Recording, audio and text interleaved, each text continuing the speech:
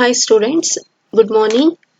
I'm Tanuja. In this video, I'm going to talk about methods of overhead distribution.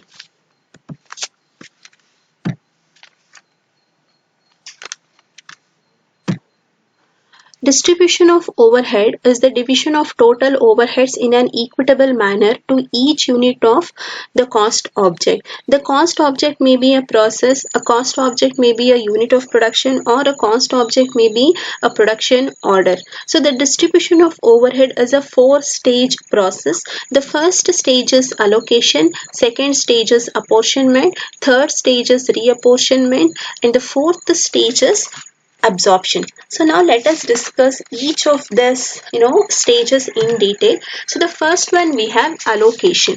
So what is allocation? What is allocation of overheads?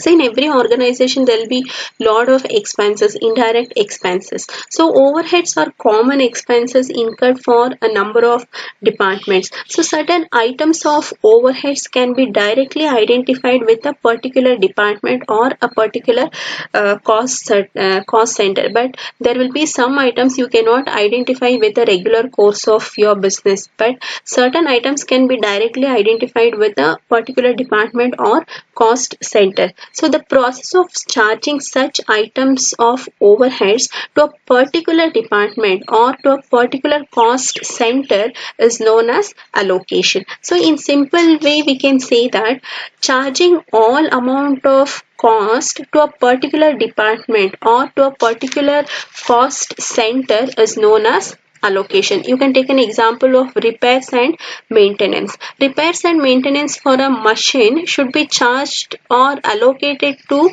that department where the machine is installed. You cannot distribute or you cannot allocate that repair expenses to HR department. You cannot allocate that repair expenses to finance department. You have to allocate only to the department where the machine is installed. So that is your allocation. You can also see the definition here.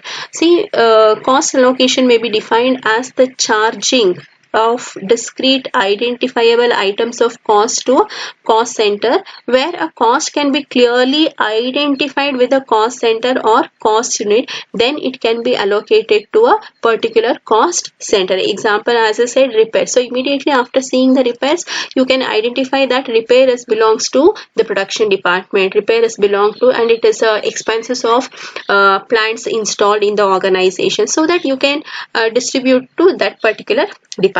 So that is your allocation.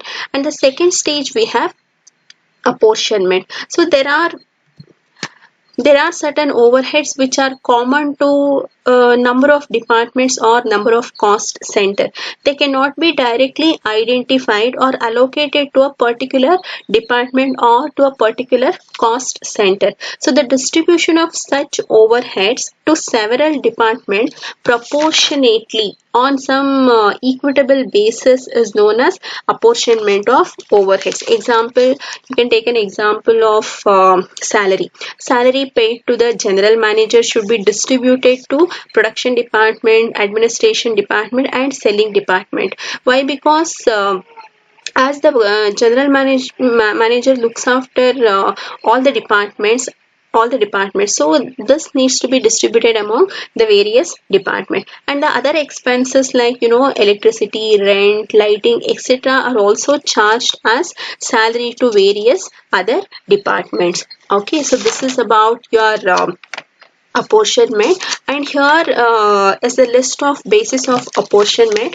Here you can see there are two tables. One is name of the overhead and the other one is basis of apportionment. And always you can take the first one is rent. So rent is always distributed on the basis of area covered, because rent is not only it is not restricted to only one particular department. So we have to pay rent as a whole, correct? So this rent needs to be distributed or apportioned between various other departments. So to distribute that rent, we need some ratio, we need some basis.